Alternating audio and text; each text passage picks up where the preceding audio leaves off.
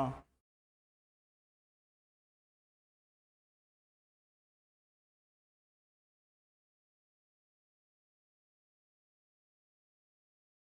Last topic.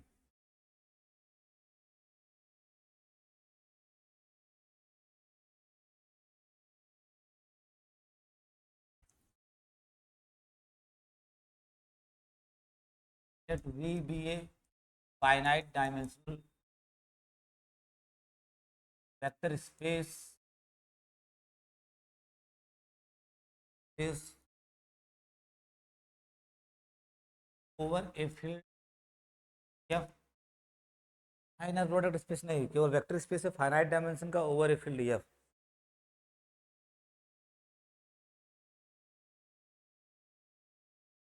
Late C from V to V के linear transformation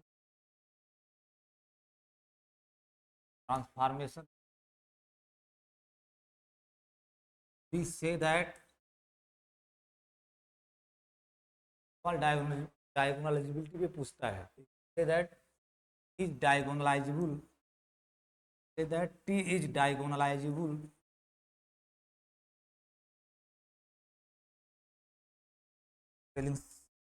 diagonalisable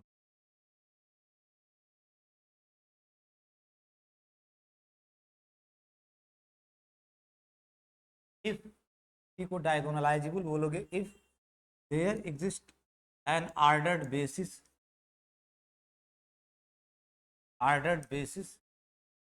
अगर एक आर्डर्ड basis B मिले of we की consisting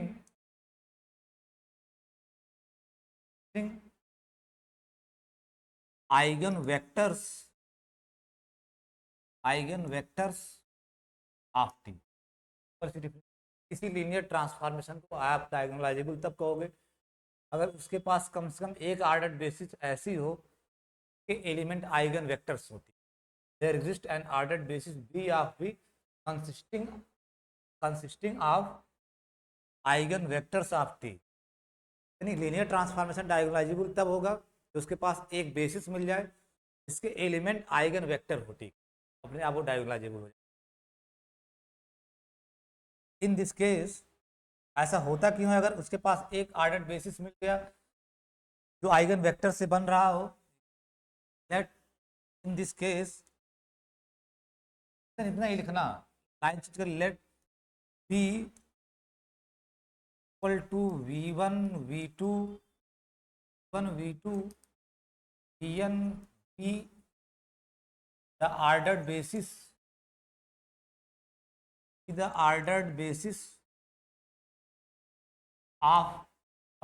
basis of v consisting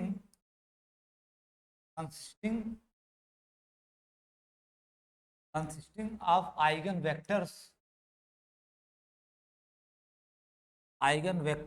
of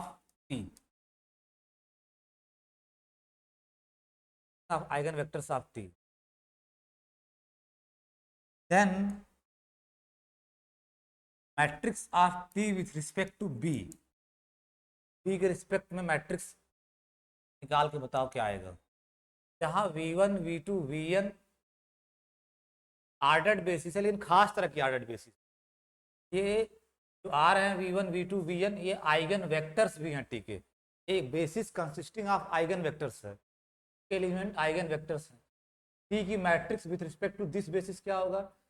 तो then अगर आपको ये फाइंड करना है, नाउ टी ऑफ v1 क्या होगा? अगर v1 आइगन वेक्टर है टी का, इसका मतलब एक स्केलर मिलेगा, एक लेमडा वन v1। अगर v1 आइगन वेक्टर है टी का, एक स्केलर मिलेगा lambda one, t1 equal to lambda one v1। इसी तरह से v2 भी आइगन वेक्टर है, तो एक स्केलर लेमडा टू मिलेगा, v2 equal to lambda two v2। Dot dot dot last वाला टी वी एन जब निकालोगे तो एक स्केलर लेमडा एन मिलेगा, lambda N equal to V N. क्योंकि v1 v2 vn सब आइगन वेक्टर्स हैं, ठीक है। स्केलर्स मिलेंगे जो ये सेटिस्फाई कर रहे होंगे आइगन वेक्टर्स की डिफिनेशन। अब होता क्या है बेसिस लिखते समय कि v1 की इमेज को, तो बेसिस एलिमेंट v1 की इमेज को इन्हीं के फॉर्म में लिखोगे। लेमडा वन v1 को आया जो इमेज लेमडा वन v1, तो इसी के फॉर्म में लिखोगे तो क्या लिखोगे, लेमडा वन v1 बाकी सब zero, zero into v2 dot dot zero into vn। ये तो लिख सकते हो, और क्या लिख सकते हो, आपका केवल लेमडा वन v1 बचा रहेगा। लेमडा टू v2 को लिखना है v1 v2 vn के फॉर्म में, क्या लिखोगे, जीरो इंटू वी, हाँ अब समझ गए आप लोग, zero into V N, lambda v2 plus dot dot dot zero into vn। ऐसे लास्ट वाला जो है आपका लेमडा vn, तो जब लिखोगे क्या आएगा, zero into v1, zero into v2, last वाला आपका lambda N, lambda N V N. Lambda N V N को v1 v2 vn के फॉर्म में ऐसे लिख सकते हो, बाकी सबको जीरो करना पड़ेगा। तो सो मैट्रिक्स ऑफ टी बी क्या होगा, मैट्रिक्स ऑफ टी बी का मतलब टी का मैट्रिक्स बी टी बी के रिस्पेक्ट में क्या होगा, पहला कॉलम, पहले एलिमेंट का इमेज लिखे, तो स्केलर आया से पहला कॉलम बनाओगे, तो स्केलर आया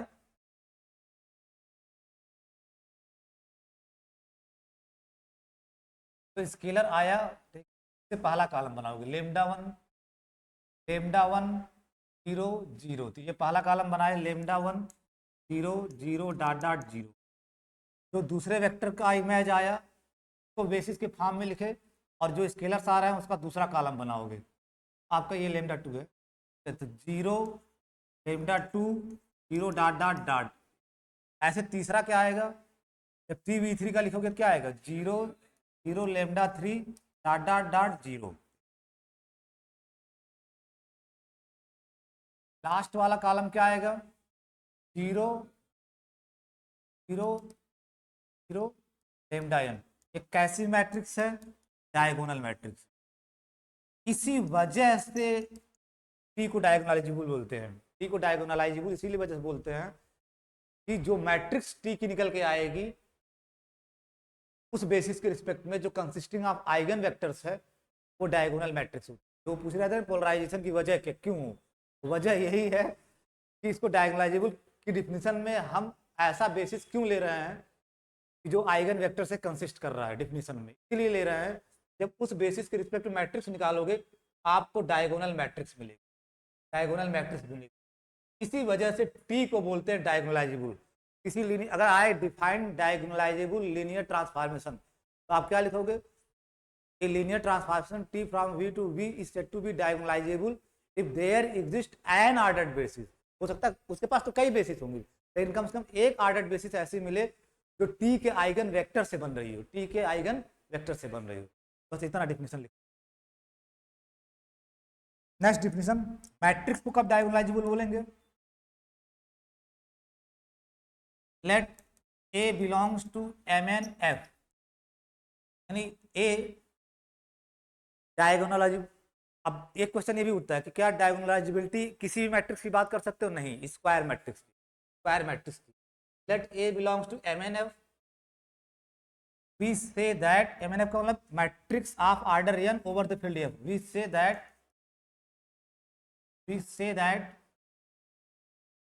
ए is diagonalizable, diagonalizable if there exists non-singular matrix, there exists non-singular matrix, non-singular matrix,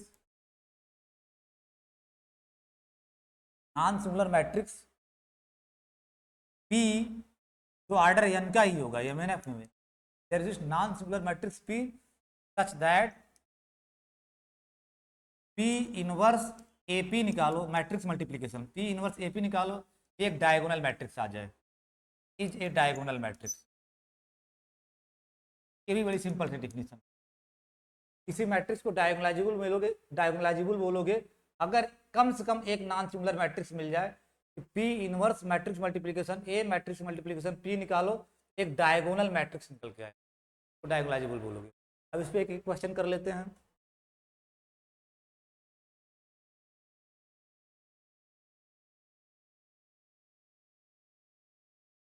आप क्वेश्चन कुछ भी हो सकता है, लगाओगे इसी अप्रोच से। Let T from R2 to R2, R2 over R vector space ले रहे हो, T from R2 to R2, T ये लीनियर ट्रांसफॉर्मेशन, टी ये linear transformation defined by T of x y equal to y x for all x y belongs to R2। Question है क्या ये जो T है वो डायगोनलाइजेबल है? Is T diagonalizable? क्या टी डायगोनलाइजेबल है? कब कहोगे डायगोनलाइजेबल होगा? जब इसके पास एक बेसिस मिल जाए, इसके एलिमेंट आइगन वेक्टर्स होती, यही तो डिफिनेशन कह रही है। टी को आप डायगोनलाइजेबल बोलोगे अगर उसके पास एक ऑर्डर्ड बेसिस मिल जाए, इसके एलिमेंट क्या हो, आइगन वेक्टर्स होती। अगर मिल गया तो डायगोनलाइजेबल है, नहीं मिलेगा तो नहीं होगा।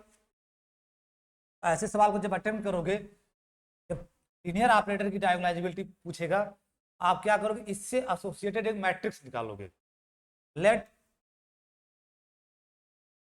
और इससे एसोसिएटेड मैट्रिक्स निकालना है, सबसे सिंपल बेसिस क्या लेके चलोगे, स्टैंडर्ड बेसिस। हमेशा ये करना, let E1, let B equal to E1 E2 be the standard basis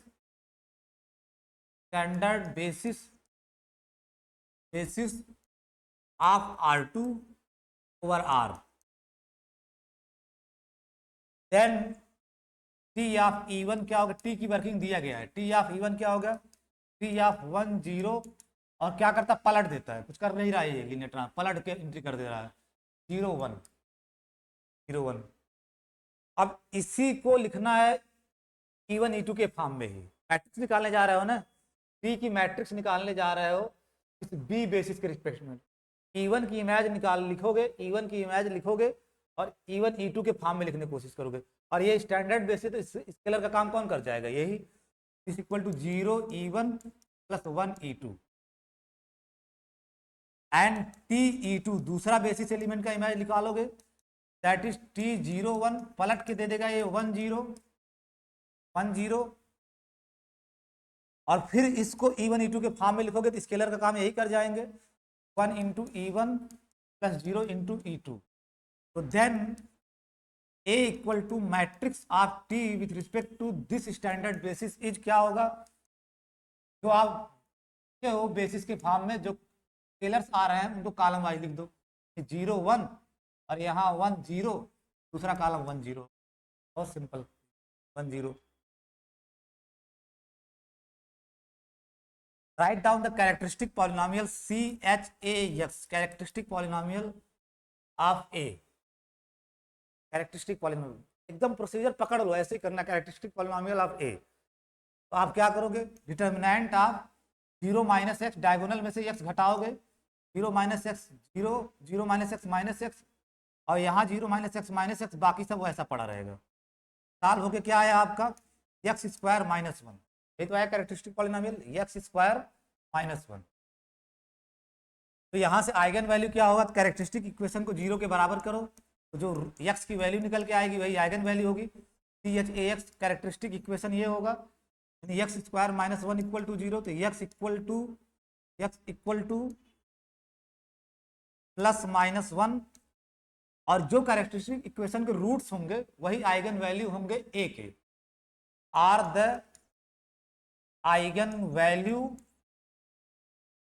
values of A, यानी A के आइगन वैल्यू एक तो 1 होगा, एक तो माइनस 1 होगा।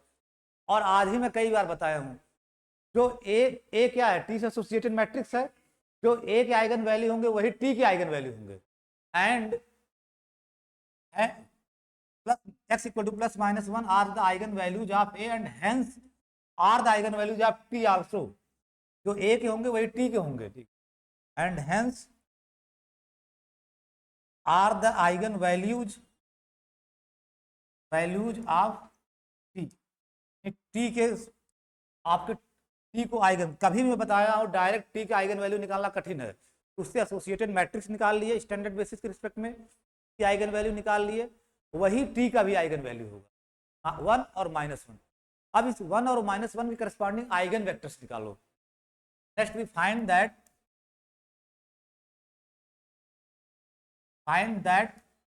आइगन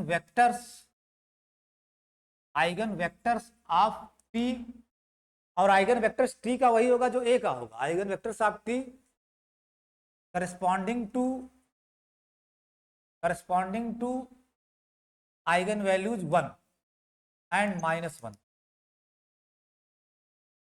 ठीक है, ये थोड़ा तरीका पकड़ना आइगन वैल्यू कैसे निकाल। जो आपकी मैट्रिक्स है A minus lambda I x equal to 0, यहां से जो एक्स निकल के आएगा वही आइगन वैल्यू बनेगा। लेकिन लेमडा एक बार जब आइगन, अगर आपको निकालना आइगन वेक्टर करस्पॉन्डिंग, तो फर्स्ट हेडिंग डालो ऐसे, नहीं तो बहुत लोग डायरेक्ट लिखवा देते हैं। आप इसको पकड़ोगे, जनरल टेक्निक है। Eigen value eigen vector of A, और वही टी का भी होगा, एंड हेंस ऑफ टी, वही टी का भी होगा। जो ए का आइगन वेक्टर होगा वही टी का भी होगा, करस्पॉन्डिंग टू 1। तरीका क्या होता है, आप A minus lambda I x equal to 0 लेके चलोगे equation, A minus lambda I x equal to 0, और यहां से एक्स जो आएगा वही आइगन वेक्टर का काम करेगा। ये बताओ, ये जो लिखे हो नॉन होमो, जो ये लिखे हो ये homogeneous system of linear equation है। ये जो लिखे हो ए माइनस लेमडा आई एक्स जहां वेरिएबल है, ये homogeneous system of linear equation है। इसके एलआई सॉल्यूशंस होंगे, जो इसके एलआई सॉल्यूशंस होंगे वही एक के करस्पॉन्डिंग एलआई वेक्टर्स होंगे, तो एक के करस्पॉन्डिंग एलआई वेक्टर्स होंगे। तो ए आपका क्या, ए माइनस लेमडा आई आपका क्या है, वो तो निकाल चुके। ए माइनस एक्स आई लिख रहे हो बार बार, मैं ज़्यादातर एक्स आई लिखता हूँ। ए माइनस एक्स आई आपका क्या आया था, और अगर एक्स आप कह रहे हो आइगन वैल्यू जो ले रहे हो वो 1 है, that is nothing but A minus I, x equal to I रख दो। एक्स इक्वल टू 1 रखोगे तो आई आ जाएगा सीधे। 1 के करस्पॉन्डिंग निकाल रहे हो ना आइगन वेक्टर, तो एक्स की जगह 1 रख दिए, इंटू एक्स इक्वल टू 0। अब ए आपका पता ही है, ए क्या है, ये क्या है, थोड़ा ये खोल दो नहीं तो उधर से कुछ।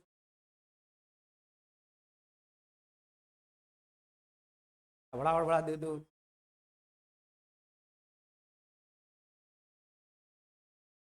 ए माइनस आई, और ए आपका क्या है, ए तो आपके पास मैट्रिक आ गई है ना, ये मैट्रिक्स तो निकाल चुके हो ऑलरेडी, 0 1 1 0, और माइनस आई 1 0 0, और ये आपका आया, और एक्स यहाँ वेरिएबल चूंकि R2 में हो तो एक्स वाई लिखोगे। कितने ऑर्डर की मैट्रिक्स होगी, एक्स वाई इक्वल टू 0। क्या, अरे ये थोड़ा कैलकुलेशन करते रहना, एक्स वाई, और इस साइड आपका जीरो वेक्टर जो होगा वो 0 0 0। जब भी आइगन वेक्टर निकालना होगा तो यही तरीका है, A minus X I x equal to 0, जहाँ एक्स की वैल्यू रख दोगे एक इक्वेशन बनेगा, उस इक्वेशन को सॉल्व करोगे, वहाँ से आपको पता चल जाएगा। दिस इज नथिंग बट, आप इसमें से इसको घटाओगे तो क्या आएगा, -1 0 -1 1 -0 1 -0 0 -1, एक्स वाई इक्वल टू 0 0 0। तो इसमें मल्टीप्लाई करोगे तो minus x plus y equal to 0, और इसमें मल्टीप्लाई करोगे x minus y equal to 0।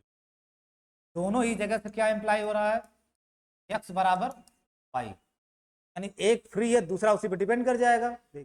अगर y इक्वल टू 1 ले रहे होगे तो x इक्वल टू क्या ले लोगे, 1। एक ही तो फ्री वेरिएबल है, तो आपके यहाँ से लेट y इक्वल टू 1, अपने हिसाब से 2 भी दे सकते हो, 3 भी दे सकते हो, let y equal to 1 then x equal to 1। इसका मतलब जो आपका वेक्टर आया 1 1 1 1 is an eigen vector of T, जो ए का है वही टी का है, ऑफ टी जो ए का होगा वही टी का, करस्पॉन्डिंग टू 1। अब -1 के करस्पॉन्डिंग निकालोगे, फिर वही इक्वेशन बनाओगे, a माइनस एम एक्स आई, और x की जगह की बार आपका क्या है -1, तो a प्लस आई आएगा ना, a प्लस आई आएगा। आएगा क्या इक्वेशन, सीधे बताओ यहाँ डायरेक्ट क्या आएगा, a जो आप निकालोगे a प्लस 1i डायगोनल में, भाई a माइनस लेमडा आई में क्या होता है, डायगोनल में से घटाते हो a माइनस एक्स आई में, आपका क्या आएगा 0, माइनस एक्स था ना, माइनस एक्स था तो x की जगह क्या आ जाएगा, तो निकाले थे a माइनस एक्स आई, वो ध्यान में रखो क्या आया था आपका माइनस एक्स 1 माइनस एक्स, यही तो आया था, ठीक है, a माइनस एक्स आई। अब x की जगह -1 रख दो, इसी में x की जगह -1 रखोगे तो क्या आएगा 1, ये 1, ये 1, ये भी 1, ये a माइनस एक्स आई आएगा जब x इक्वल टू 1 रखोगे। x की जगह -1 रख रहे हो, -1 के करस्पॉन्डिंग आइगन वैल्यू, ये 1 1 पड़ा, x की जगह -1 रखोगे तो +1, ये भी +1 into x y equal to 0 0 equal to 0 0।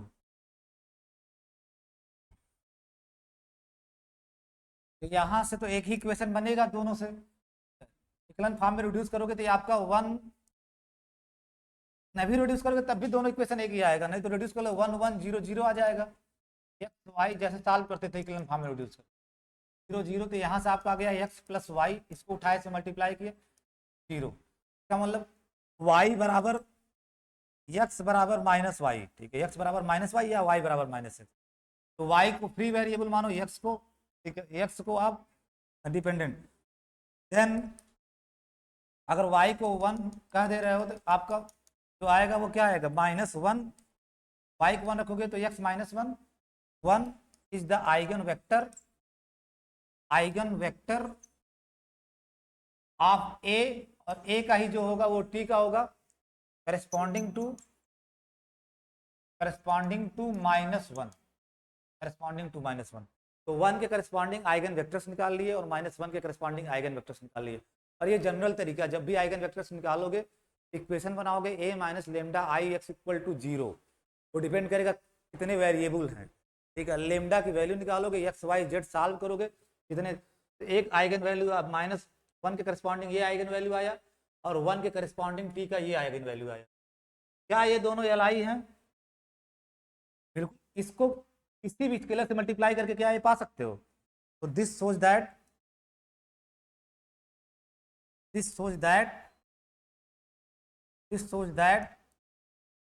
जो आपका सेट बी डैश है में एलिमेंट क्या है 1 1 -1 1 is L I subset of R2 over R, कोई R2 ओवर R का डायमेंशन क्या है 2, और एल आई सेट डायमेंशन के बराबर एलिमेंट, तो क्या बन जाएगा ये basis, hence B dash is a basis of V, और ये है बेसिकली क्या आइगन वेक्टर्स, ये आइगन वेक्टर्स ही तो हैं, आइगन वेक्टर्स। आपको एक बेसिस मिल गई, V की जो आइगन वेक्टर से बन रही है, V dash is a basis of V consisting of eigenvectors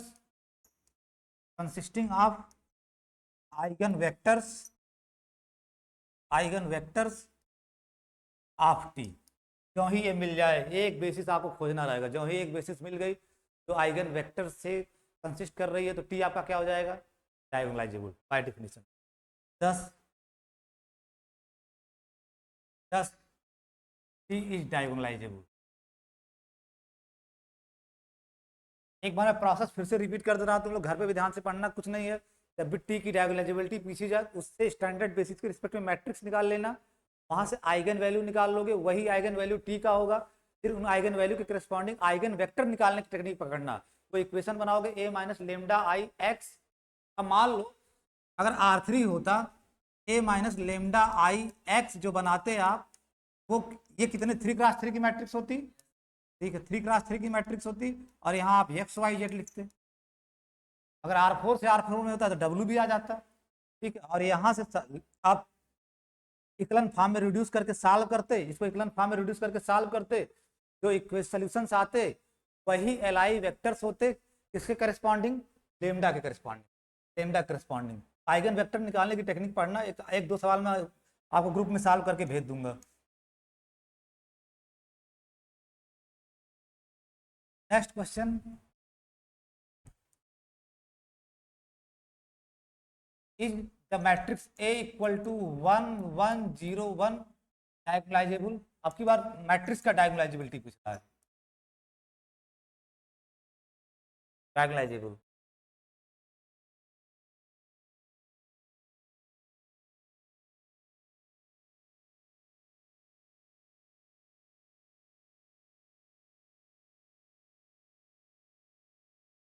अब आप टी निकालोगे इस मैट्रिक्स के सहारे, लेट सोल्यूशन। डायरेक्ट पी बनाना बड़ा कठिन काम है, डायरेक्ट पी नहीं बना पाओगे। Late late standard basis E1 E2, अगर 2x2 की मैट्रिक्स है तो लीनियर लीनियर ऑपरेटर होगा कहाँ से कहाँ होगा। अगर 2x2 की रियल मैट्रिक्स है, M2R का है मैट्रिक्स, ठीक है, M2R का तो E1 E3 आपका कहाँ से कहाँ होगा, R2 से R2 में। Let E1 E2 be the standard basis, be the standard basis basis of R2, then P of E1 क्या आएगा, मैट्रिक्स से लीनियर ट्रांसफॉर्मेशन बना जा रहा है। टी ऑफ E1 क्या होगा, पहला कॉलम स्केलर का काम करेगा, 1 into E1 plus 0 into E2 that is E1। T E2 जब निकालोगे मैट्रिक्स का दूसरा column, 1 into E1 plus 1 into E2 that is E1 plus E1 आपका क्या है 1 0 0, और E1 प्लस E2 क्या होगा 1 1, आ गया। ये तो बेसिस एलिमेंट का। अब let x y belongs to general element of R2,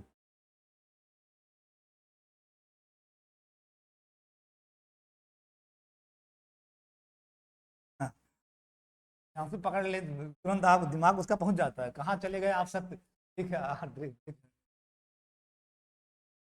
हाँ, x y belongs to R2, तो then x x y can be written as XE1 plus YE2 अगर standard basis.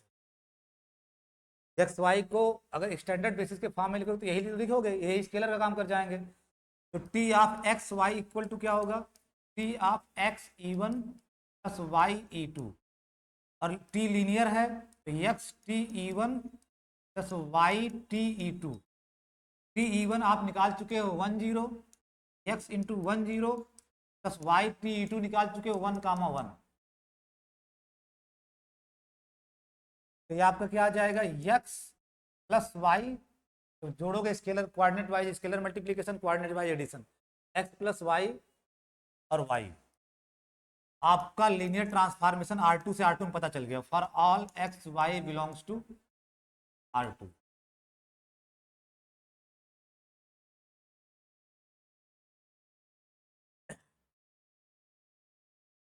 Characteristic polynomial of x, characteristic polynomial of x,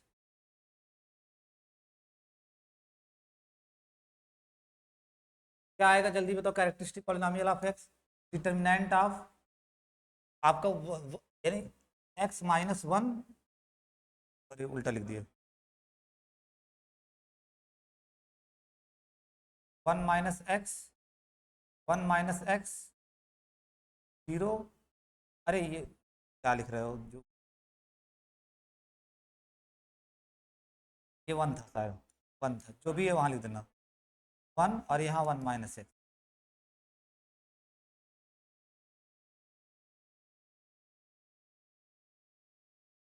क्योंकि direct T का linear T का निकाल नहीं पाओगे, ठीक है, टी का तो जो टी है, टी का आप सीधे सीधे आप आइगन वैल्यू नहीं निकाल सकते, मैट्रिक्स का भले निकाल सकते हो।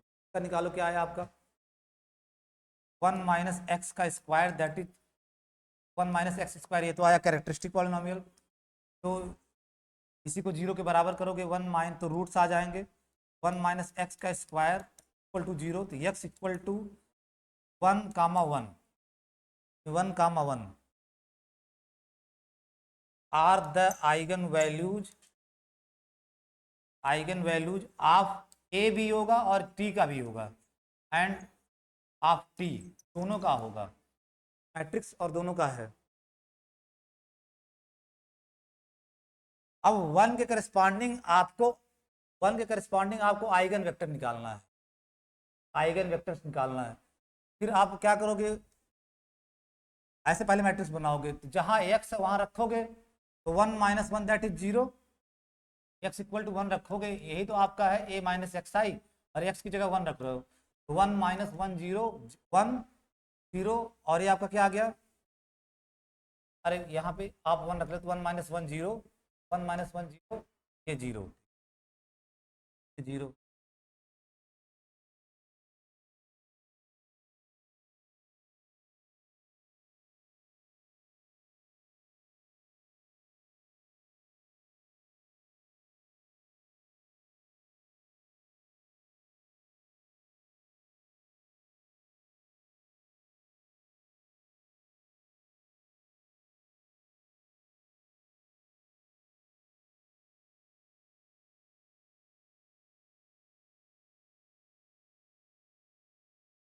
तो ठीक है, कोई परेशान होने की बात नहीं है, आप करो ना, आएगा यही तो ना, एक्स वाई इक्वल टू 0 0 0 0, तो यहाँ से आपका क्या आ जाएगा, यहाँ से क्या आ जाएगा, तो सॉल्व करोगे केवल y बराबर 0 आ जाएगा, क्या मतलब x फ्री है, x कुछ भी हो सकता है, x फ्री है, यहाँ से सॉल्व करोगे तो केवल y बराबर 0, x plus y equal to 0, तो y बराबर 0, और x की कंडीशन है तो x फ्री है, x को 1 ले लो, तो हेंस x को अपने हिसाब से 1 2 जो लेना हो, x फ्री है, तो x को 1 ले लिया, 1 0 is the eigen vector corresponding to eigen value 1, corresponding eigen vector, एक ही आइगन वेक्टर आया करस्पॉन्डिंग टू आइगन, यही टी का भी है और यही ए का भी है, ये बात समझते रहना, दोनों का है, ठीक।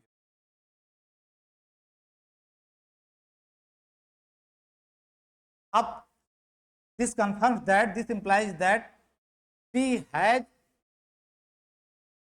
टी डायगोनलाइजेबल कब होता, जब उसके पास एक बेसिस मिल जाता इसमें आइगन वेक्टर्स आते, इसके पास एक ही आइगन वेक्टर्स आ रहा है, एल आई आइगन वेक्टर्स क्या आ रहा है, 1 0, टी हैज नो बेसिस, क्योंकि R2 की बेसिस है तो 2 आने चाहिए ना, 2, ठीक है, यहाँ एक का आपका आइगन वेक्टर आ रहा है, एक का आ रहा है, तो T has no basis consisting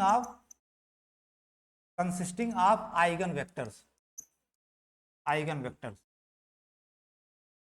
क्योंकि एक ही आइगन वेक्टर आ रहा है, और टी की बेसिस में जो R2 है उसकी बेसिस में 2 एलिमेंट होते हैं, 2 आपको एल आई आइगन वेक्टर आने चाहिए थे, तब आपकी बेसिस बन जाती है, यहाँ एक ही आ रहा है, इसका मतलब T has no basis, T लिख दे रहा हूँ, टी की जगह वी है, वी की जगह R2 has no basis consisting of eigen vectors, ठीक, R2 has no basis consisting of eigenvector, इसका मतलब कोई भी बेसिस नहीं मिल रहा है जो आइगन वेक्टर से कंसिस्ट कर, that means this implies that we cannot find a basis of R2 which consists of which consists of which consists of which consists of eigen vectors of T, आप कोई basis प्राप्त ही नहीं कर सकते जो T के eigen vector से बने, क्योंकि बेसिस में 2 एलिमेंट चाहिए और आइगन वेक्टर क्या आ रहा है, केवल एक, मतलब कोई बेसिस आप पा ही नहीं सकते R2 का जो आइगन वेक्टर से कंसिस्ट हो रहा हो, इसका मतलब टी इज नॉट डायगोनलाइजेबल, तो T is not diagonalisable, T is not diagonalisable, और टी अगर डायगोनलाइजेबल नहीं है, टी किसकी मैट्रिक्स है, ए की, ए भी नहीं, hence A is not diagonalisable. ये इंपॉर्टेंट सवाल है, खूब पूछा जाता है, ऐसे 2x2 की मैट्रिक्स देके पूछ लेगा डायगोनलाइजेबल है कि नहीं।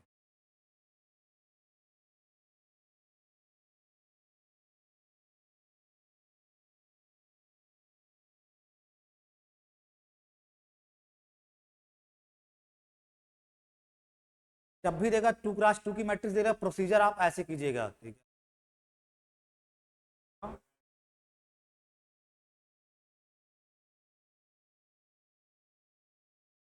हाँ, दोनों केस में टी का योगदान है।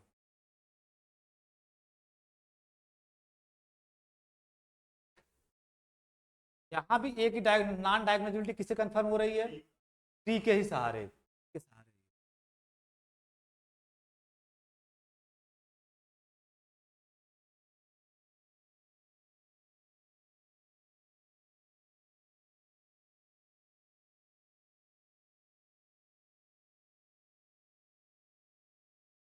एक रिजल्ट है विदाउट प्रूफ जानना, स्पेक्ट्रल थ्योरम बोलते हैं इसको, spectral theorem.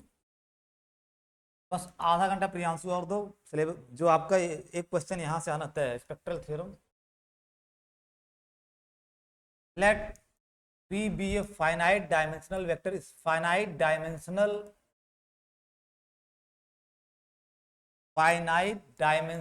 inner product space। अब की बात सिर्फ वेक्टर स्पेस नहीं है, inner product space. Spectral theorem कभी नहीं पूछेगा state and prove spectral theorem, बस थ्योरम जान लो। Let V be a finite dimensional inner product space over a field F, यहाँ F आपका या तो C होगा या तो R होगा। Let P from V to V, P from V to V, P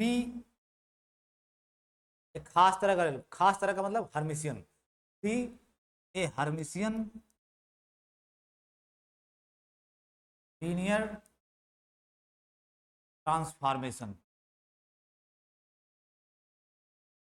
इतनी हाइपोथेसिस है, एक finite dimensional inner product space over field F के ऊपर, जहाँ फील्ड सी और आर हो सकती है। टी आपका वी से वी में हर्मिशियन लीनियर ट्रांसफॉर्मेशन है। Then conclusion is says that, conclusion क्या है? There exist an orthonormal basis. ये यही शब्द लड़के मिस करते हैं, orthonormal. Orthonormal ordered basis, ordered के साथ साथ आर्थोनॉर्मल भी होना चाहिए। There exist orthonormal ordered basis V1 V2 Vn, there exists an orthonormal ordered basis V1 V2 Vn consisting of eigenvectors of T, consisting of eigenvectors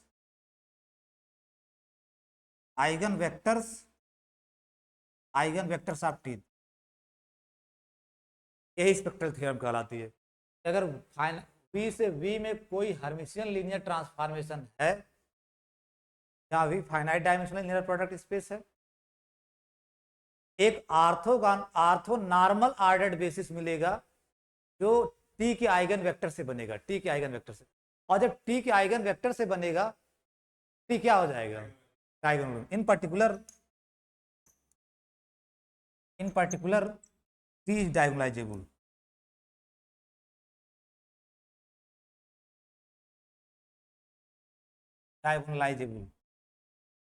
diagonalisable. इसी statement को, spectral theorem को कुछ लोग बहुत सिंपल भाषा में लिख देते हैं, every Hermitian linear transformation is diagonalisable. बहुत सिंपल भाषा में लिख देते हैं। एवरी आर दूसरे शब्दों में लिख देते, एवरी हर्मिशियन लीनियर ट्रांसफॉर्मेशन, हर हर्मिशियन लीनियर ट्रांसफॉर्मेशन। अगर आपको उस लीनियर ट्रांसफॉर्मेशन दिया गया, आप पहले यही चेक कर लो। ऐसा नहीं हो कि हर्मिशियन हो जाए, हर्मिशियन है तो पक्का डायगोनलाइजेबल होगा, आगे बढ़ने की जरूरत नहीं है, ये थ्योरम कहती है। अच्छा, हर्मिशियन का रियल एनालॉग क्या होता है? हर्मिशियन का रियल एनालॉग सिमेट्रिक, मतलब symmetric matrix, symmetric linear transformation है तो वो भी डायगोनलाइजेबल होगा। Every Hermitian linear transformation is diagonalisable. Similarly अगर फील्ड रियल हो जाती तो हर्मिशियन मैट्रिक्स आपका सिमेट्रिक मैट्रिक्स हो जाता है। सिमिलरली एवरी सिमेट्रिक मैट्रिक्स हमेशा रियल फील्ड के ऊपर होती है। Every symmetric matrix is diagonalisable. This is big result. ये गारंटी दे देता है कि सिमेट्रिक मैट्रिक्स और हर्मिशियन मैट्रिक्स पक्का है डायगोनलाइजेबल होगी। ये प्रूव कर दिया जाता है। This prove. क्यों ही आपके पास लीनियर ट्रांसफॉर्मेशन आए, चेक कर लो कहीं वो हर्मिशियन या सिमेट्रिक तो नहीं है। अगर है तो वो अपने आप डायगोनलाइजेबल होगा। तो आपसे सवाल पूछा जाएगा एग्जाम में, वो ये अगर पूछने का चांस होगा वो ये theorem.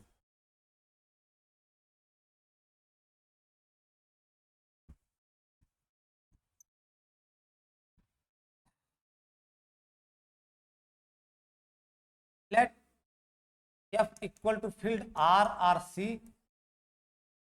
let F equal to field RRC, let A belongs to MNF, B unitary, sorry, B Hermitian matrix, Hermitian matrix। अच्छा, हर्मिशियन मैट्रिक्स अगर फील्ड आर है तो हर्मिशियन क्या हो जाता है? तो ये तो बार बार कह रहा हूँ, हर्मिशियन अगर फील्ड आर है तो हर्मिशियन क्या हो जाएगा? Matrix. If F equal to R, तो आपका जो ए होगा ए इज सिमेट्रिक, यानी symmetric matrix, A is symmetric, A is symmetric. अगर फील्ड सी है तो हर्मिशियन, फील्ड आर हो गया तो symmetric. Let A be Hermitian matrix या सिमेट्रिक मैट्रिक्स अगर फील्ड आर है। एक ही साथ दोनों कर दे रहा हूं, यही प्रूफ दोनों में लिख देना। ठीक, कंक्लूजन क्या कहता है? Then there exist a unitary matrix, unitary matrix U, unitary matrix U, unitary matrix की डिफिनेशन क्या है? U star equal to U inverse, U star equal to U inverse. There exist unitary matrix U, bracket में लिखना। अगर field R है तो symmetric के लिए क्या लिखोगे? यूनिट्रिक का सिमेट्रिक रियल वर्जन क्या होता है? सब बहुत बात छूट चुकी है। यूनिटरी मैट्रिक्स अगर फील्ड रियल है तो क्या बोलते हो? आर्थोगोनल। ठीक, आर्थोगोनल ब्रैकेट। तो अगर हार्मिशियन ले रहे हो तो यूनिटरी, अगर सिमेट्रिक है तो आर्थोगोनल मिलेगी। ब्रैकेट वाला ब्रैकेट के लिए है। An orthogonal matrix, there exist an orthogonal matrix, matrix you.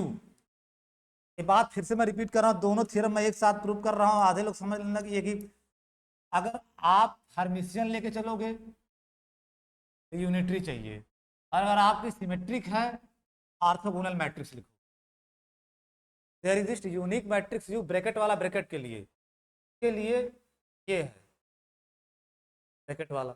Then अगर आपकी हर्मिशियन मैट्रिक्स है या सिमेट्रिक मैट्रिक्स है तो गारंटी है, कंक्लूजन का आता है कि एक यूनिटरी मैट्रिक्स यू मिलेगा, और अगर सिमेट्रिक है तो एक आर्थोगोनल मैट्रिक्स यू मिलेगा। उसको भी यू से डिनोट कर रहा हूं, लेकिन सिमेट्रिक के लिए आर्थोगोनल होगा और हर्मिशियन के लिए यूनिटरी होगा। सच दैट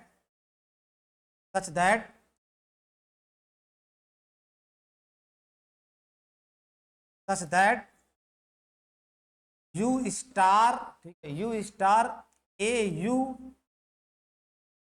आर ब्रैकेट में, यू स्टार ए यू, अगर ए आपका हर्मिशियन है, यू स्टार ए यू की बात करोगे, और अगर ए आपका सिमेट्रिक है तो ब्रैकेट में क्या लिखोगे? यू ट्रांसपोज स्टार आपका क्या हो जाएगा? Transpose. You transpose A U is a diagonal matrix,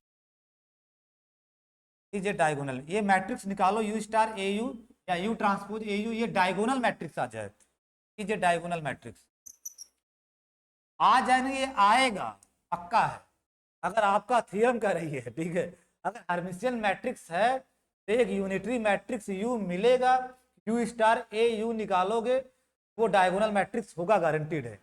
और अगर आपकी मैट्रिक्स सिमेट्रिक है तो एक आर्थोगोनल मैट्रिक्स यू मिलेगा, यू ट्रांसपोज ए यू जो होगा वो डायगोनल मैट्रिक्स होगा। दोनों का एग्जाम में आए तो यही प्रूफ लिख देना, कोई दिक्कत नहीं है कि दोनों का अलग अलग लिखो। चाहे एक ही पार्ट पूछे चाहे दूसरा पार्ट पूछे, आप यही लिख देना प्रूफ जो मैं लिखवाने जा रहा हूँ, आपको पूरा का पूरा नंबर मिलेगा।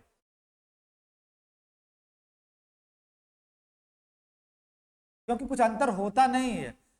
यू स्टार आपका अगर फील्ड रियल है, यू स्टार क्या हो जाएगा, यू बार का ट्रांसपोज, और फील्ड रियल है तो यू बार आपका क्या हो जाएगा, तो यू स्टार आपका क्या बन जा रहा है, सवाल थोड़ी नया बदल रहा है। अगर फील्ड आर है तो वही यू स्टार यू ट्रांसपोज हो जाता है। इसी थियरम को कभी कभी आपके एग्जाम में लैंग्वेज में पूछ देता है कि every Hermitian matrix is unitarily diagonalisable.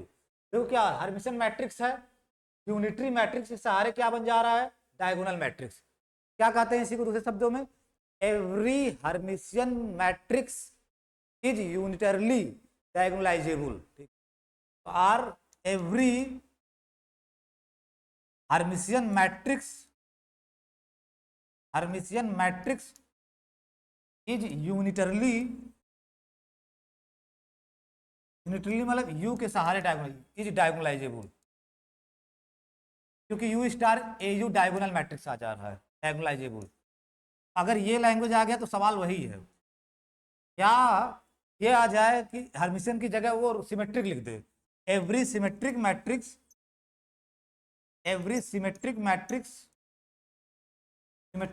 हमेशा रियल मानी जाती है, रियल फील्ड पे। एवरी सिमेट्रिक मैट्रिक्स इज, इसको क्या बोलोगे, आर्थोगोनली डायगोनलाइजेबल। ठीक है, every Hermitian matrix is unitarily diagonalizable, ये इज एक्स्ट्रा हो गया है। तो एवरी सिमेट्रिक मैट्रिक्स इज, जब ये रियल है, अगर हर्मिशियन तो यूनिटरी आता है, अगर सिमेट्रिक है तो orthogonal. Every symmetric matrix is आर्थोगोनली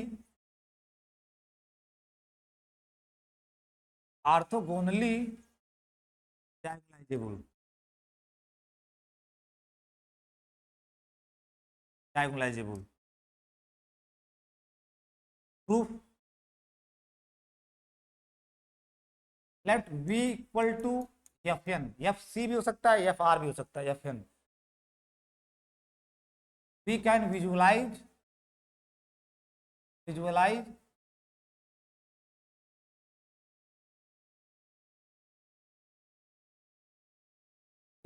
we can view visualise, बल्कि स्पेलिंग गड़बड़ हो जा रही बार बार, विजुअलाइज कि वो मुझे पता है लेकिन लिखा गलत रहा है, विजुअलाइज, वी कैन विजुअलाइज, हम देखेंगे जो एफ एन के एलिमेंट है as a column vector, as a column vectors. Here आपका जो वेक्टर स्पेस है वो एफ एन ओवर एफ है, ये वेक्टर स्पेस। जब इन जनरल बात कर रहे हो तो कॉम्प्लेक्स मान के चलोगे, चल सबसे बड़ी फील्ड कॉम्प्लेक्स है। Consider the standard inner product,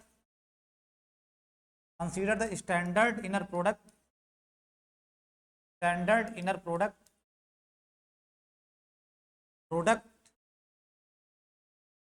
on F n over F given by, कैसे गिवन, ये तो कई बार कर चुका हूं।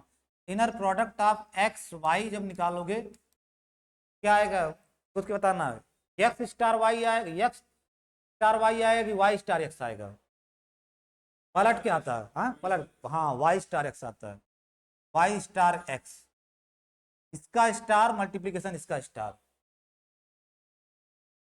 और ये एक कॉम्प्लेक्स नंबर होगा, ये फील्ड एफ जनरल फील्ड देख रहे हो कॉम्प्लेक्स नंबर होगा।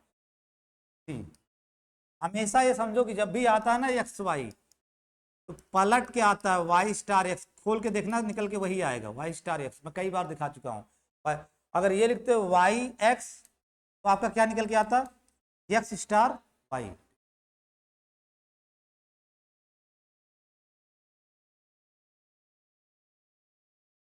प्रोवाइडेड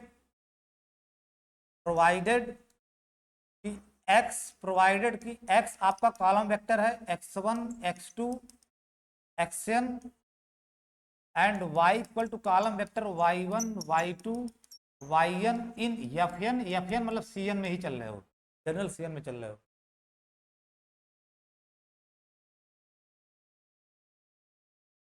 तो x इनर प्रोडक्ट y यहाँ के हिसाब से क्या आएगा, अगर ऐसे लिख रहे हो x1 y1 बार प्लस x2 y2 बार प्लस xn y1 बार, और y स्टार x से भी क्या आएगा आपका वाई स्टार एक्स से भी तो आपका क्या आएगा, वाई स्टार जब करोगे तो आपका क्या आएगा, y1 बार, y2 बार, yn बार, और x की जगह आप column vector x1 x2 xn, यहां से भी तो आपका क्या आ रहा है, y1 बार x1 y2 बार x2 plus dot dot dot yn बार xm। कॉम्पिटेटिव है तो पहले x1 लिख सकते हो, x1 y1 bar, x2 y2 बार प्लस xn yn बार, क्योंकि फील्ड कॉम्प्लेक्स मल्टीप्लिकेशन कॉम्पिटेटिव है। तो हमेशा ये ध्यान रखना है एक्स वाई का इनर प्रोडक्ट पलट के आता है वाई स्टार एक्स, और ये फील्ड का एलिमेंट होगा, फील्ड यहाँ सी समझ के चलना। कॉम्प्लेक्स नंबर आएगा, एक कॉम्प्लेक्स नंबर आएगा जो इस तरह का होगा, x1 y1 bar, x2 y2 bar, x1 y1 bar.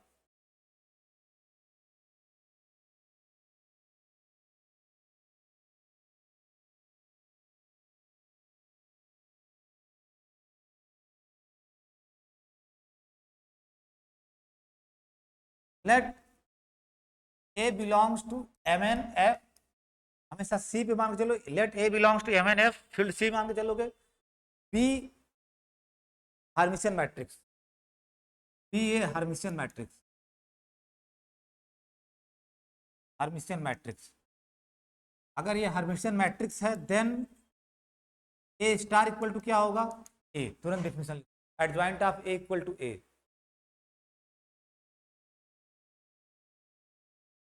Adjoint of A equal to A.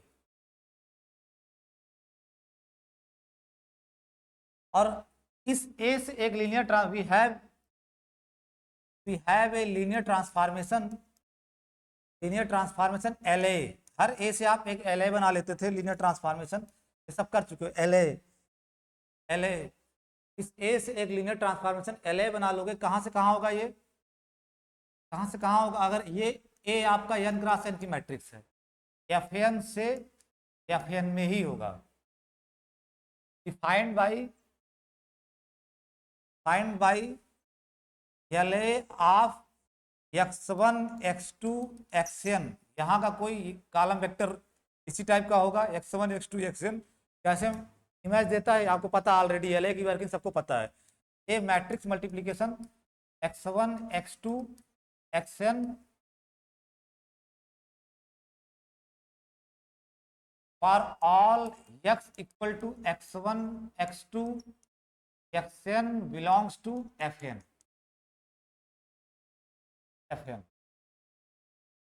L ए इसी तरह वर्क करता है।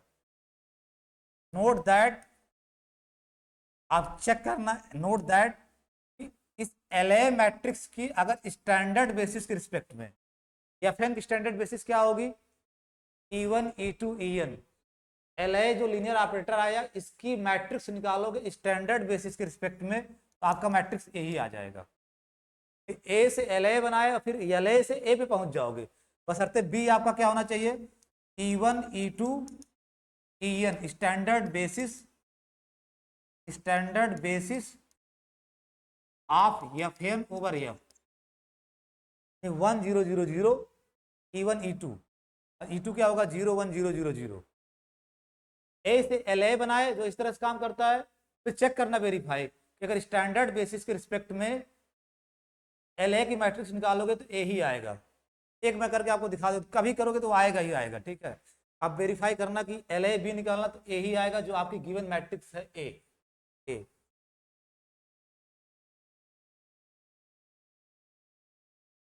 नेक्स्ट वी सो दैट कि L A is Hermitian linear transformation, L A Hermitian, क्योंकि ए हर्मिशियन है और ए से ही L A बना रहे हो, एल ए भी हर्मिशियन होगा, लेकिन यहाँ आपको दिखाना पड़ेगा।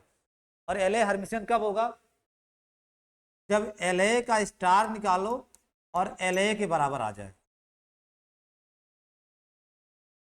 तो आप कैसे करोगे,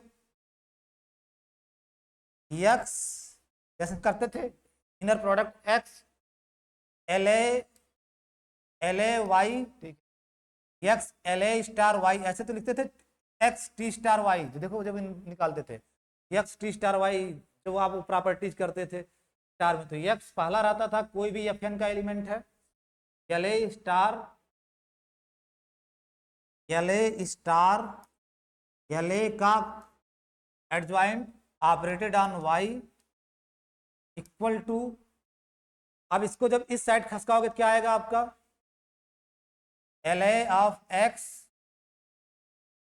इनर प्रोडक्ट वाई, और एल ए क्या करता है, किसी भी एक्स को कहां भेजता है, ए इंटू एक्स में, ये तो करता है ए इंटू एक्स में। एल ए का काम ही है, जो भी ए मैट्रिक्स मल्टी, ये कॉलम वेक्टर की तरह है, ए इंटू एक्स में भेज देगा। और फिर जब इसको, इस स्केलर को दूसरे में, यहाँ मैट्रिक्स स्केलर की तरह काम कर रहा है, इसको इसमें खिसकाओगे तो किसके बराबर आएगा, X A star Y, X A star Y, X star Y. क्योंकि आपका जो ए है वो हर्मिशियन है, तो ए स्टार बराबर क्या हो जाएगा, ए, तो X A Y as Hermitian है, तो ए स्टार बराबर A, that is X equal to L A of Y, L A of Y. और यही काम तो बार बार करते, पक्षांतर कर लो एक साइड, आपका क्या आ जाएगा, एक्स एल ए का star of Y minus X L A of Y का, एल ए ऑफ वाई का inner product equal to 0 for all X, for all x belongs to F N, और all x belongs to F N. तो this implies inner product की property, X, X inner product L A star minus L A of Y, यही तो लिखोगे, ये हटा दोगे, L A star Y minus L A y, फिर map की डिफिनेशन से L A star minus L A y लिख सकते हो, इनर प्रोडक्ट इक्वल टू 0। ये भी एलिमेंट आपका एफ एन का ही होगा, कोई डाउट नहीं होना चाहिए, आप लोग घर पे सोचते हैं एफ एन का ही एलिमेंट होगा। आप कह रहे हो कि जो for all x belongs to F n, for all x belongs to F n, inner product x with this is 0 for all x belongs to F N, और ये भी एफ एन का एलिमेंट है। इन पर्टिकुलर एक्स की जगह क्या ले लोगे, यही ले लोगे, in particular take, in particular take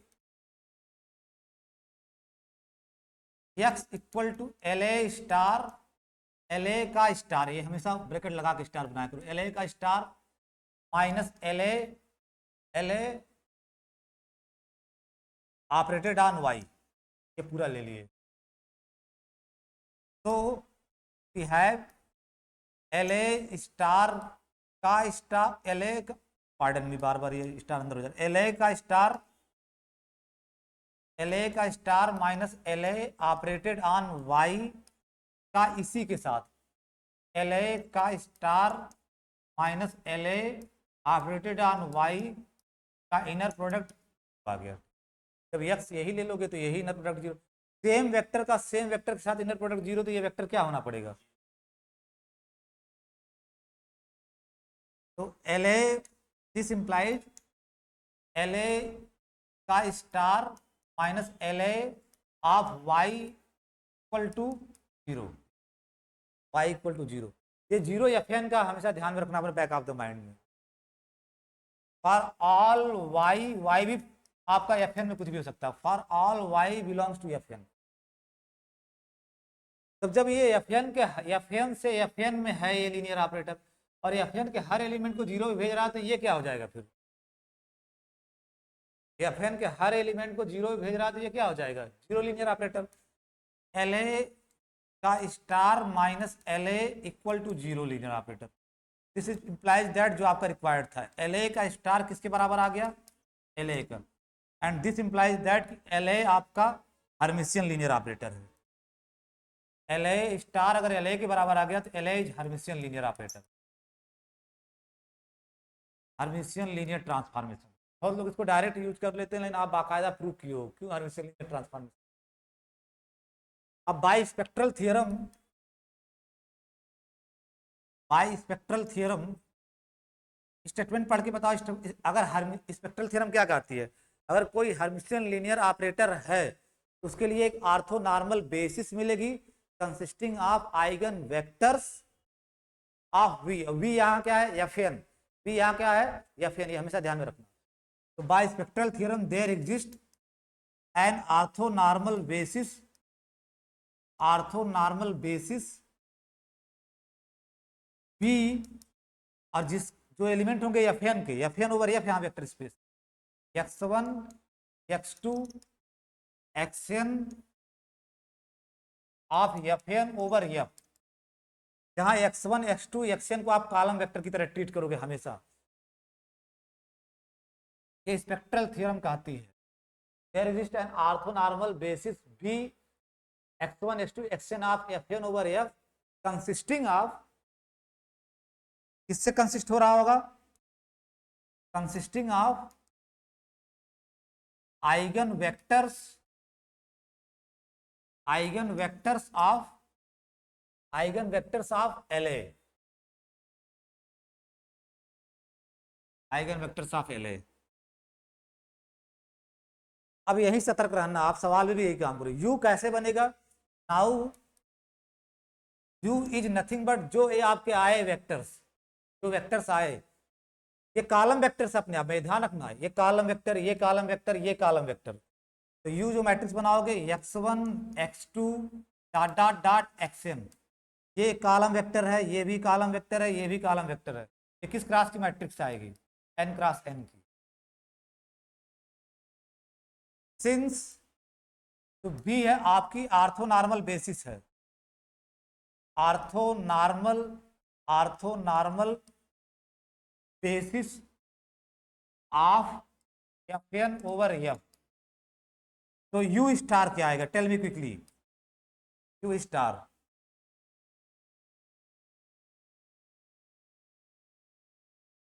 खुद एन टपल है x1 खुद एन टपल है, यानी x1 x2 x ऐसे आएगा ना xn1, ठीक है, हाँ n cross n. U be orthonormal basis, आप ये चेक करना, बी आर्थो नॉर्मल बेसिस है तो जो यू स्टार आएगा, यू स्टार वो यू इनवर्स के बराबर आएगा। इसको लेकिन एज ए ग्रांटेड आप एग्जाम में भी यूज कर सकते हैं, लेकिन अपने को वेरीफाई के लिए कर लेना, जब ये यू लोगे और बी आर्थो नॉर्मल बेसिस है, यानी दो का इनर प्रोडक्ट, स्ट्रिंग का इनर प्रोडक्ट 0 सेम के साथ 1 है, तो यू स्टार यू इनवर्स के बराबर आ जाएगा।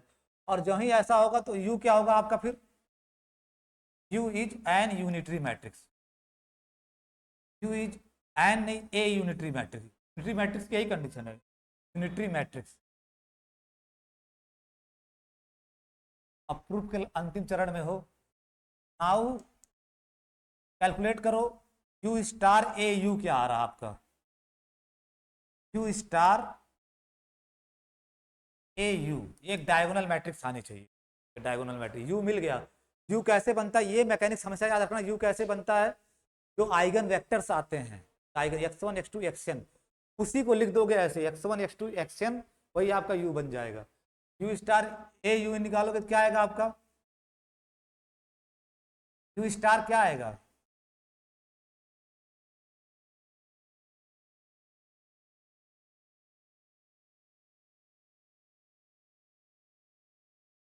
रो में है ना, तो बार करके कॉलम में आ जाएगा एक्स, और ये भी एन क्रॉस एन की मैट्रिक्स, ये मत सोचना सब सदमे में मत जाना, ये x1, ये x1 बार, ये एन टपिल आएगा, रो में एन टपिल आएगा x1 बार, x2 बार भी आपका एन टपिल आएगा रो में, डॉट डॉट डॉट एक्सएन बार बार लिया, फिर ट्रांसपोज कर दिया तो कॉलम रो था तो कॉलम मैट्रिक्स में, तो यू स्टार ये आएगा, यू स्टार ये आएगा। और A into U as it is आपका क्या है, x1 x2 dot dot dot xn,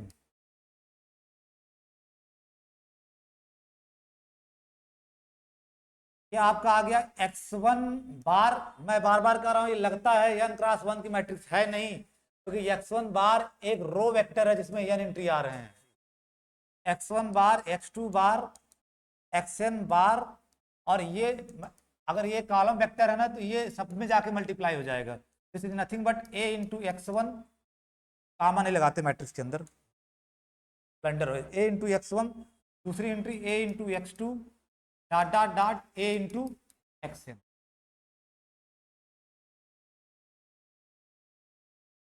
x1 eigen vector है किसका, x1 आइगन वेक्टर किसका, LA का, LA का, और जो LA के आइगन वेक्टर होंगे वही A के आइगन वेक्टर होंगे, वही A के आइगन वेक्टर। तो AX1 क्या दे देगा आपका, x1 bar, x2 bar, xn bar, matrix multiplication lambda 1 x1। AX1 अगर ये आइगन वेक्टर है तो टाइप दे देगा लेमडा 1 x1। AX2 क्या दे देगा, लेमडा x2। AXN क्या दे देगा, लेमडा xn। क्योंकि ये आइगन वेक्टर्स हैं LA के, और LA के हैं तो A के भी हैं, A के। वेयर लेमडा क्या फर्क पड़ता है, तो फील्ड दोनों की सेम ही है। आपकी मैट्रिक्स भी फील्ड F के ऊपर है, और LA जो FN ओवर F, LA कहाँ से है, FN ओवर F से, FN ओवर F में, वहां भी फील्ड F है। क्या तो लिखा हूं, ये जो करना चाह रहे हो लेमडा 2, लेमडा 2 वो तो मिस प्रिंटिंग है, तो थोड़ा जल्दी जल्दी के चक्कर में ये गड़बड़ हो रहा है। लेमडा माइंड में वो चल रहा है, lambda 1 x1, lambda 2 x2, lambda n x1, lambda x, where lambda 1, lambda 2, lambda n are scalars, field के एलिमेंट।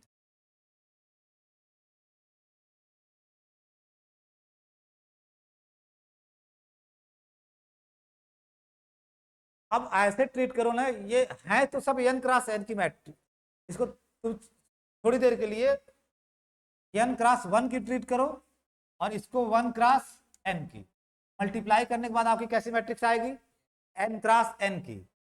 और कैसे करोगे, पहला रो उठाए तो यही आया ना पहला रो, और पहले कॉलम में मल्टीप्लाई कराए, तो आपका पहला एंट्री आएगा क्या, लेमडा 1 x1 बार x1, x1 बार x1, x1 बार x1,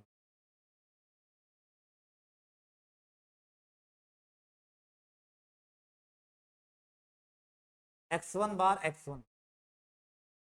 आप यू स्टार निकाले हो, x1 बार x1 पहला।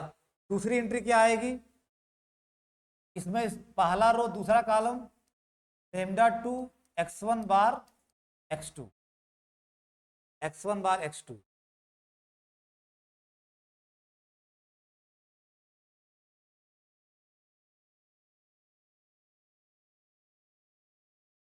x1 bar x2, x1 bar x2, dot dot last वाली एंट्री क्या आएगी, लेमडा n xn बार xn। ऐसे दूसरा एंट्री उठाओगे तो क्या आएगा आपका, लेमडा 1 x2, x2 बार x1, x2 बार x1, x2 बार x1। यहाँ तो किसका फोन आ रहा है लेमडा 2 x2 बार x2, dot dot lambda n x2 से मल्टीप्लाई कर रहे हो, यहाँ ये x1 है, x1 bar, x2 bar xn।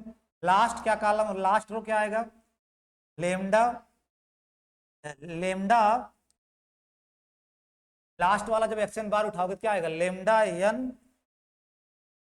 अरे लास्ट वाला रो उठा रहे हो, लास्ट का लास्ट आप रो लिखने जाओ, अच्छा लेमडा 1, ठीक है, लेमडा 1, लेमडा 1 xn बार x1, लेमडा 2 xn बार x2, xn बार x2, लास्ट वाला लिख रहे हो, लास्ट रो, ये डॉट डॉट 3 डॉट बना देना, ठीक है, डॉट। और लास्ट एलिमेंट क्या आएगा, लेमडा n xn बार, xn बार xn, xn बार xn, xn बार xn क्या दे देगा, लेमडा 1 मॉड x1 का स्क्वायर, क्योंकि आर्थो नॉर्मल बेसिस है, याद रखो वो आर्थो नॉर्मल बेसिस है। तो x1 बार x1 आपका क्या दे देगा, x1 बार x1 आपका क्या दे देगा, मॉड ऑफ x1 का स्क्वायर ना, और मॉड ऑफ x1, या मॉड बोलते हो या नार्म बोलते हो, नार्म ऑफ x1 का स्क्वायर, और दो का दूसरे के साथ इनर प्रोडक्ट है ये आपका क्या दे देगा, यहाँ से 0, आगे सब 0 हो जाएगा, यहाँ 0 हो जाएगा, जहाँ सेम वाला होगा वहीं आप सतर्क रहना, x2 का स्क्वायर आगे 0, लास्ट रो में क्या आएगा, 0 0, lambda n norm of xn का स्क्वायर, क्योंकि आर्थो नॉर्मल बेसिस है उसकी, आर्थो डिस्टिंग के साथ अगर ये करोगे इनर प्रोडक्ट तो जीरो आएगा, x1 बार x2, ठीक है, x1 बार x2। अब बचा क्या देखने में आपको नहीं दिख रहा है कि अगर आर्थो नॉर्मल है तो नॉर्म x1 क्या हो जाएगा, अगर आर्थो नॉर्मल है तो नॉर्म x1 क्या हो जाएगा, आपकी डायगोनल मैट्रिक्स आ गई, lambda 1 0 dot dot 0 0, lambda 2 dot dot 0 dot dot dot 0 dot dot dot lambda. ये डायगोनल मैट्रिक्स, ये डायगोनल मैट्रिक्स, ये diagonal matrix, proof is over. आपको एक यू मिल गया कि यू स्टार ए यू करने पे डायगोनल मैट्रिक्स मिल जा रहा है, ये तो आपको दिखाना था। हर यूनिटरी मैट्रिक्स, हर, अगेन लिसन टू सुनना, हर हर्मिशियन मैट्रिक्स यूनिटरली डायगोनलाइजेबल होती है और हर सिमेट्रिक मैट्रिक्स आर्थोगोनली डायगोनलाइजेबल होती है। बस क्या करना है आपको, इसमें यू स्टार यू ट्रांसपोज हो जाएगा, ठीक है।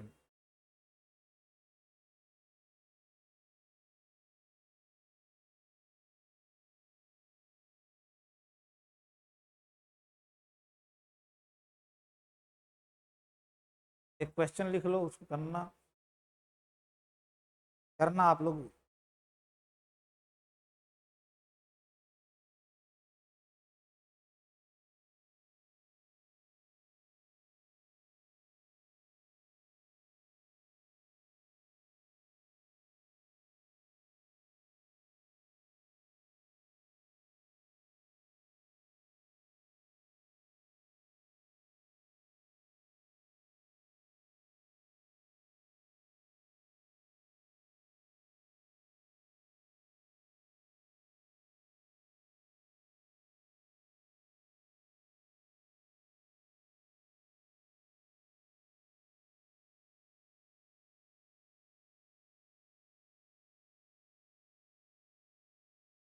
फाइंड एन ऑर्थोगोनल मैट्रिक्स, यानी ये रियल फील्ड के ऊपर है। Find an orthogonal matrix, find an orthogonal matrix U that, जब ऑर्थोगोनल मैट्रिक्स है तो यू ट्रांसपोज की बात करोगे, U transpose A U is a diagonal matrix, diagonal matrix. अब ए क्या है वो दिया गया, वेयर ए जो आपका दिया गया है, वेयर ए इज 1 0 0 0 0 1 0 1, ये मैट्रिक्स पहले चेक करोगे एक सिमेट्री मैट्रिक्स है नहीं, तब ना चेक करोगे, ठीक है। आप कह रहे हो कि ऑर्थोगोनली कौन डायगोनलाइजेबल होगा, जो सिमेट्रिक मैट्रिक्स होगा। पहले चेक करोगे ये सिमेट्रिक है कि नहीं, पता चला सवाल लगाना चालू कर दिए, ये सिमेट्रिक है, यहाँ जो है, यहाँ जो है, यहाँ जो है बराबर है सिमेट्रिक। आपको यू निकालना होगा, यू निकालना होगा, मेन काम यू ट्रांसपोज ए यू करो, एक डायगोनल मैट्रिक्स, डायगोनल मैट्रिक्स। और वो यू निकालने का तरीका वैसे जैसे आप प्रूफ किए हो, जैसे आप प्रूफ किए हो, ठीक है। इस तरह से लीनियर अलजेब्रा इज फिनिश्ड। एक आध चीज़ें हैं जो मैं आपको ग्रुप में डाल दूंगा सॉल्व करके, आप लोग देख लीजिएगा एक आध क्वेश्चन, बाकी सब खत्म है। इतना ही से आपका पेपर में 45 प्लस मिल जाएगा। एक आध क्वेश्चन के लिए मैं बाइलिनियर फॉर्म सॉल्व करके डाल दूंगा थोड़ा बहुत, 2-3। तो जाओ, लीनियर अलजेब्रा फिनिश्ड है, इतना पढ़ना है लीनियर अलजेब्रा, प्रियांशु ज़्यादा नहीं पढ़ना है।